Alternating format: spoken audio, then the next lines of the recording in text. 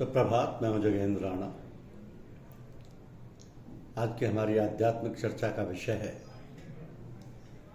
शिष्यों के प्रकार। शिष्यों के प्रकार।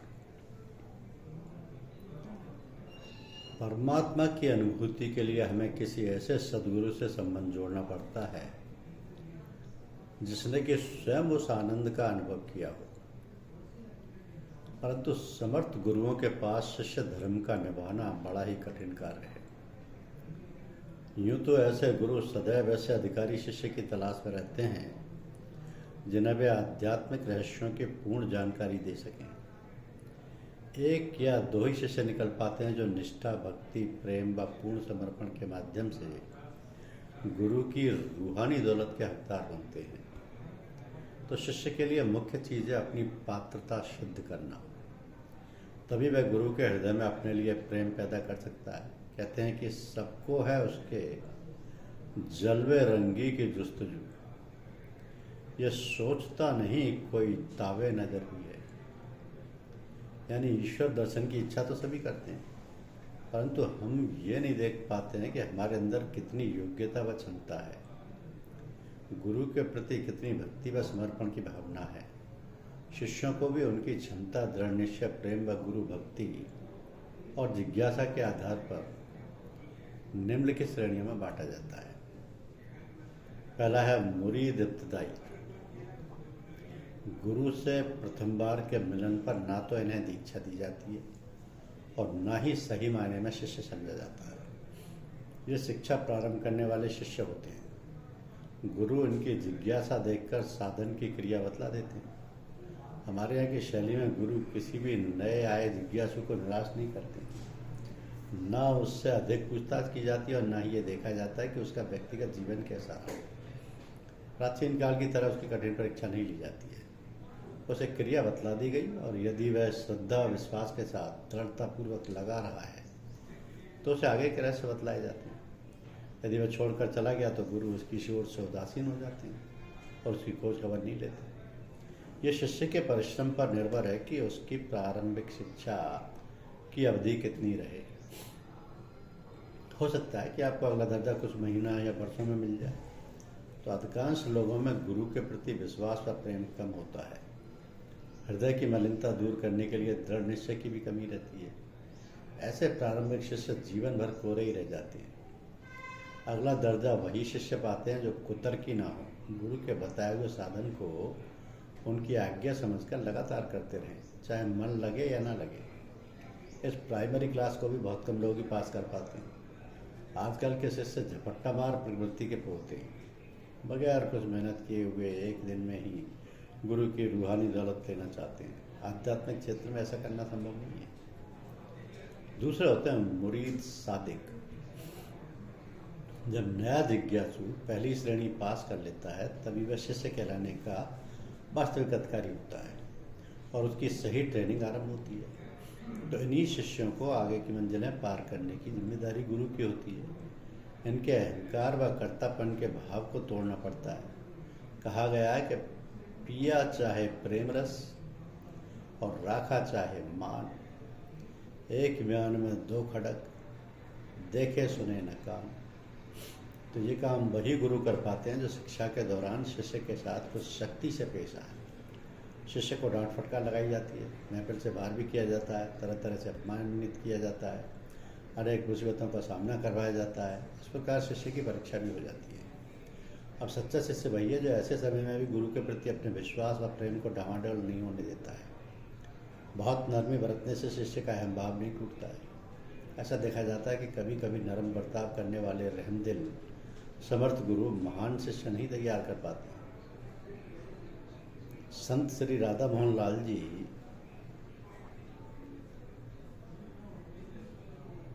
परम पूज्य बाबा जी परम संत श्री चच्चा जी महाराज के विषय में ऐसा ही कहते थे। ऐसा डॉटर एंड फायर में भी ऐसा कहा गया है। तीसरे होते हैं मुरीद फिदाई। तो ऐसे प्रेमी शिष्य बिरले ही होते हैं। ऐसे शिष्यों का मुख्य साधन राजी व रजा है। ये पूरी तरह गुरुमुख होते हैं। गुरु की मर्जी ही इनका जीवन है। ये पूर्ण रूप में गुरु शरणागत होते हैं। इनको लोक परलोक सांसारिक वैभव यहाँ तक कि मुक्ति से भी कोई लेना देना नहीं है। इनकी भेद बुद्धि समाप्त हो जाती है। गुरु व ईश्वर अलग अलग नहीं है, गुरु ही ईश्वर है। ऐसा प्रेम का जज्बा विज्ञान में के पार करने पर ही मुमकिन है। सच्चाई तो यह है कि ऐसा प्रेम का जज्बा सच्चाई तो यह है कि ऐसा प्रेम अपने परिश्रम से नहीं पैदा होता है। जिसे गुरु अर्थात ईश्वर अपनी ओर खींचना चाहते हैं, उसी के हृदय में ऐसे प्रेम रस की धार उनकी कृपा से उत्पन्न होती है। इश्क अव्वल हर दिल ए माशूक पैदा मी शब्द, तान सोजद सम्मा की परवाना शैदा भी शब्द। प्रेम पहले माशूक के हृदय में उठता है, फिर उसका प्रभाव आशिक पर पड़ता है। तो जब तक पहले क्षमा नहीं जलती, कोई परवाना उस पर भर मिटने को नहीं आता है। ऐसे शिष्यों का अहम पूरी तरह से गुरु में विलीन हो जाता है। तो शिष्य के लिए अभेद दृष्टि का होना लाजमी है। यदि वह गुरु व ईश्वर में भेद करता है तो रूहानी मंजिलें उसके भाग्य में नहीं है। हमारे यहाँ की साधना शैली एक प्रकार से प्रेम का सौदा है। गुरु को ईश्वर ही समझना प्रथम दिन से संभव नहीं है। इसमें भी शिष्य को कई मंजिलें पार करनी पड़ती हैं। तो प्रथम दर्शन के दिन गुरु शिष्य के हृदय में प्रेम का बीज डाल देते हैं और कह देते हैं कि भाई साधना की क्रिया भले ना करो, लेकिन मिलते जुलते अवश्य रहो। मिलने जुलने से प्रेम की भावना आगे बढ़ती है। अब लगातार गुरु से संपर्क बनाए रखने पर धीरे धीरे शिष्य को यह अनुभव होने लगता है कि जिस व्यक्ति को अभी तक हम एक नेक इंसान समझ रहे थे, वो वास्तव में ईश्वरीय गुणों से विभूषित है और असाधारण शक्तियों का मालिक है। यदि इस दौरान शिष्य के गुरु के प्रति श्रद्धा व विश्वास में कोई कमी नहीं आई, तो प्रेम का रिश्ता और मजबूत होता जाता है। और कुछ वर्षों की साधना व नियमित गुरु दर्शन से एक दिन अचानक शिष्य को यह आभास होता है कि मेरे सामने स्वयं परमात्मा ही नर रूप में विद्यमान है।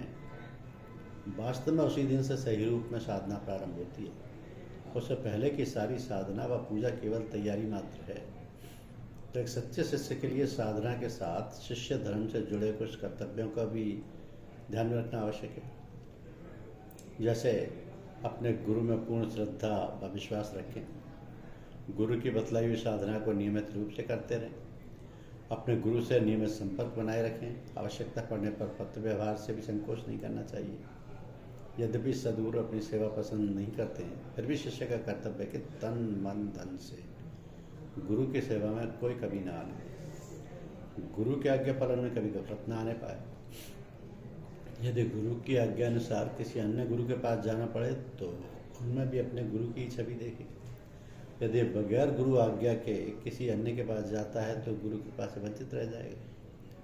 तो अपने सभी कर्मों को, यहाँ तक कि साधना के फल को भी गुरु के चरणों में अर्पित करता चले। पूर्ण रूप से गुरुमुख बनना ही शिष्य का मुख्य कर्तव्य है। साधना काल में हुए अनुभवों को केवल अपने गुरु को ही बतलाए, अन्य किसी को नहीं। तो समय समय पर अपने मन की स्थिति से गुरु को अवगत कराते रहना चाहिए। हर समय गुरु चिंतन में ही लीन रहना चाहिए। गुरु दरबार में शिष्य के लिए शिष्टाचार का पालन अत्यंत आवश्यक है। कहते हैं अदब पहला करीना है मोहब्बत के करीनों में। शिष्य की बेअदबी को माफ़ नहीं किया जा सकता है। उसे कुछ खास बातों पर ध्यान देना चाहिए कि गुरु के समक्ष पहुंचकर उनको प्रणाम करना चाहिए। केवल गुरु के प्रति ही नहीं बल्कि उनके परिवार के अन्य सदस्यों से भी अदब से पेश आना चाहिए। गुरु से कभी भी किसी की निंदा नहीं करनी चाहिए। उनके सामने जोर से बोलना, हंसना व अश्लील एवं निरर्थक बातें करना वर्जित है। उनके सामने पैर फैलाकर बैठना, लेटना, टेढ़े मेढ़े बैठना भी मना है। उनसे अपनी रूहानी उन्नति के विषय में भी कुछ नहीं पूछना चाहिए। अन्य सत्संगी भाइयों से भी शिष्टाचार व प्रेम का व्यवहार करना चाहिए। उनकी आज्ञा लेकर ही उनके सामने से उठकर जाना चाहिए। उनसे कभी भी व्यर्थ का तर्क नहीं करना चाहिए। तो शिष्य को अपना अंतिम लक्ष्य नहीं भूलना चाहिए। वो है गुरु अर्थात ईश्वर में फना होना। उसे फनाफिल शेख व फनाफिल अल्लाह का दर्जा हासिल करना है। परंतु ये मकसद एक दिन में ही नहीं पूरा होता है। प्रथम शिष्य गुरु के स्थूल शरीर से प्रेम करता है, फिर धीरे धीरे गुरु कृपा से स्थूल से सूक्ष्म में प्रवेश करता है। शिष्य में गुरु के गुण व स्वभाव उतरने लगते हैं। आगे गुरु कृपा से ही वह गुरु से तद्रूपता हासिल करने में सफल होता है। ऐसी स्थिति बिरले शिष्य ही प्राप्त कर पाते हैं। तो गुरु व शिष्य के बीच का द्वैत भाव समाप्त हो जाता है। प्रेमी व प्रेमास्पद एक हो जाते हैं। वहाँ मृत्यु का अस्तित्व नहीं रहता। तो गुरु व शिष्य के इस प्रेम भावना का वर्णन नहीं किया जा सकता। गुरु व शिष्य का एकत्व को प्राप्त करना कब व कैसे घटित होता है, इसका बयान शायद जिगर ने क्षमा व परवाने के प्रेम के रिश्ते को लेकर इस प्रकार किया है कि उसकी तस्वीर किसी तरह नहीं खिंच सकती। क्षमा के साथ ताल्लुक है जो परवाने का, क्योंकि जज्बे शौक ने दम लेने का मौका ना दिया। क्षमा मूंग देखती ही रह गई परवाने का। यदि कभी गुरु के प्रति कोई दुर्भावना पैदा हो तो प्रार्थना करना चाहिए, क्योंकि ये कभी कभी गुरु द्वारा परीक्षा की बात होती है। तो ये होते हैं शिष्य, ये होते हैं शिष्य। अब प्रश्न ये है कि कौन सा मार्ग उपयुक्त है। आजकल के साधक अधिक किताबी ज्ञान हासिल करने की वजह से प्राय भ्रम में रहते हैं कि कौन सा मार्ग अपनाएं। गुरु के बतलाए हुए मार्ग पर शंका करते हैं। ये सत्य है कि सभी मार्ग आत्म साक्षात्कार कराने में सक्षम है। भेद केवल इतना है कि कोई साधना पद्धति आसान है, कोई कठिन व नीरस है, कोई मंजिल तक जल्दी पहुंचाती है और कोई देर में। क्योंकि मनुष्य का स्वभाव बहुर्मुखी है, इसलिए अधिकांश लोगों की रुचि कर्मयोग तथा कर्मकांड से जुड़ी मान्यताओं की ओर ही रहती है। हठयोग व तंत्र योग भी इसी के अंतर्गत आते हैं। तो आज के मनुष्य को ना तो समय है, ना बल है, ना ही प्राचीन काल जैसा वातावरण है। इसलिए इस रास्ते से आत्मदर्शन पाना असंभव जैसा ही है। इसमें कुंडली जागरण और नीचे से चलकर एक एक चक्र खोलकर आगे बढ़ने की साधना है। इस रास्ते पर केवल चलने वाले साधकों को थोड़ी उन्नति करने के बाद पतित होते ही देखा गया है। इस प्रकार की साधना में अहम व कर्तापन के भाव का नाश नहीं हो पाता। साधक मन, इंद्रियों व शरीर के साथ लेकर साधना करता है, जबकि आंतरिक साधना में इन पर नियंत्रण करना पड़ता है। आजकल इस मार्ग के पूर्ण पारंगत आचार्य भी नहीं दिखाई पड़ते, केवल मानसिक शक्ति उभार कर करामातें दिखाने वाले गुरु ही दिखाई देते हैं। तो पूरा जीवन बीत जाने पर केवल आसन प्राणायाम ही सिद्ध हो पाते हैं। आत्मदर्शन के मार्ग पर प्रगति नहीं हो पाती है। ऐसे साधकों की गाड़ी प्राण में कोष तक ही पहुंच पाती है। तो जिज्ञासु साधकों के सामने दूसरा तरीका उपासना या भक्ति मार्ग का है। यह तो उपासना व भक्ति का भाव एक ही होता है, परंतु दोनों में इष्ट के रूप का भेद होता है। यदि साधक निराकार अव्यक्त ईश्वर में मन लगाता है तो यह उपासना कहलाती है। भक्ति में इष्ट शरीरधारी साकार मानकर उसकी पूजा की जाती है।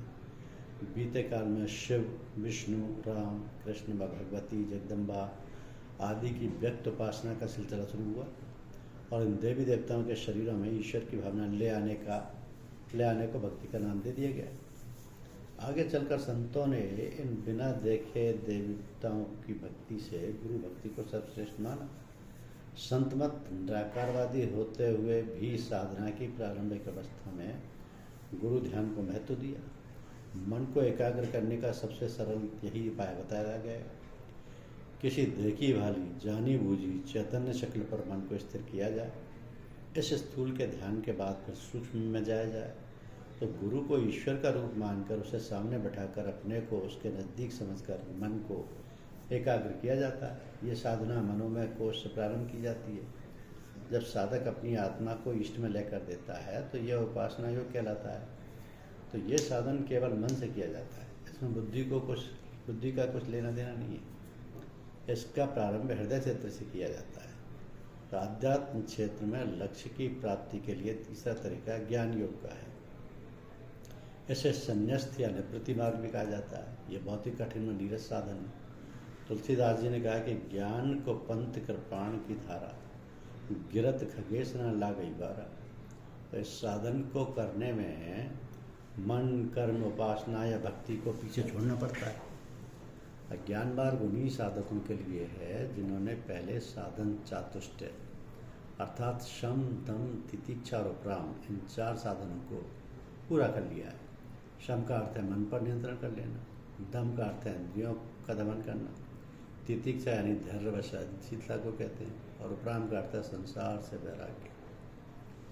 तो इन चारों साधनों में पारंगत होने पर ही साधक ज्ञान योग का अधिकारी माना जाता है। इसे बुद्धि योग के नाम से भी जाना जाता है। इस साधना का आरंभ विज्ञान में कोश होता है। कहा जाता है कि बिना ज्ञान के मुक्ति नहीं होती है, परंतु वास्तविक व अनुभवी ज्ञान ही साधकों को आगे बढ़ाता है। किताबी ज्ञान तो केवल भ्रम की स्थिति पैदा करता है। तो ज्ञान मार्गी साधक सूरत की धार को बुद्धि के स्थान पर ही रोक देता है, उसे नीचे मन के स्थान पर नहीं आने देता है। इससे मन में कोई हरकत नहीं होने पाती और शांत व निश्चल पड़ा रहता है। इस प्रकार बुद्धि मन के प्रभाव में आने से बच जाती है। अब यहाँ का मुख्य साधन दृष्टा है। यहाँ ध्यान या और कोई क्रिया नहीं की जाती, कर्म का अंत हो जाता है और साधक की कर्ता बुद्धि जाती रहती है। उसका स्थान दृष्टा बुद्धि ले लेती है। कर्तापन समाप्त होने से नए संस्कार नहीं बनते। इस प्रकार साधक पूर्व के संचित कर्मों को भोगकर आवागमन के चक्कर से छूट जाता है। तो इस साधन में गुरु करता है और शिष्य केवल दृष्टा। गुरु के प्रकाश में ही उसे अपने हृदय क्षेत्र के देखते रहने से वास्तविक ज्ञान प्राप्त होता है। ज्ञान या बुद्धियों की सफलता के लिए आवश्यक है कि शिष्य अपना ध्यान किसी भी समय गुरु की ओर से न हटाए। इसमें गुरु विश्वास व समर्पण मुख्य है। इसमें केवल दृष्टा बनकर देखते जाना है, ना कुछ ऊंच नीच है और ना कुछ अच्छा बुरा। केवल कुछ ही साधक विज्ञान में कोश से साधना शुरू करने के अधिकारी होते हैं। तो ईश्वर तक पहुंचने का एक चौथा तरीका भी है, जिसे अनन्य भक्ति या प्रेम योग कहा जाता है। यहीं पर ज्ञान भी पीछे छूट जाता है। बिना प्रेम के कोई भी साधन आत्मदर्शन नहीं करा सकता। जिस जगह सदियों के सच्चे भी रहे नाकामयाब, उस जगह एक आह तक मिले इबादत हो गई। यानी सैकड़ों वर्षों की पूजा व तपस्या भी जिस वस्तु को पाने में असफल रहे, वहाँ प्रेम पीड़ा की एक कराह ने उसको पाने में सफलता प्राप्त कर ली। प्रेम व विरह की अग्नि में साधक के सारे संस्कार भस्म हो जाते हैं। मिलन की आस के सामने संसार के सारे वैभव तुच्छ लगते हैं। वैराग्य की भावना बिना किसी साधन के स्वयं में ही आ जाती है। प्रेम में एकाग्रता अपने आप आ जाती है। प्रेम पीड़ा में पातंजलि का अष्टांग योग पीछे छूट जाता है। प्रेम में प्रेमी का प्रेम पात्र गुरु अर्थात ईश्वर के प्रति चिंतन इतना अधिक और गहना हो जाता है कि प्रेमी के हृदय में प्रेम पात्र के अतिरिक्त कोई अन्य विचार आता ही नहीं। साधक अपने गुरु की रूप समाधि में मन लगाकर लय अवस्था और फिर अद्वैत पद प्राप्त कर लेता है। लाला जी साहब ने अपने कुछ शिष्यों को प्रेम की ऊंची अवस्था से साधन शुरू कराया था, परंतु उनके पैर उस भूमि पर नहीं टिक सके और उन्हें नीचे उतार कर फिर साधना कराएगी और आनंदमय कोश में पहुँचाएगा। तो प्रेम योग से साधना शुरू कराने वाले करोड़ों में कोई एक साधक ही मिल पाता है। सत्य तो यह है कि जिसे ईश्वर चाहता है उसमें ये प्रेम का जज्बा पैदा होता है और पैदा करता है। कहा भी है कि इश्क अव्वल दर्द दिले माशूक पैदा भी शब्द, तान सोजत शम्मा की परवाना शैदा भी सब। प्रेम पहले प्रेम पात्र के हृदय में पैदा होता है, बाद में प्रेमी के हृदय में पहुँचता है। तो जब तक पहले शम्मा नहीं जलती, कोई परवाना पर आसक्त नहीं होता। यही संबंध ईश्वर और जीव का है, जो गुरु और शिष्य रूप में संसार में पैदा होते हैं। धन्यवाद।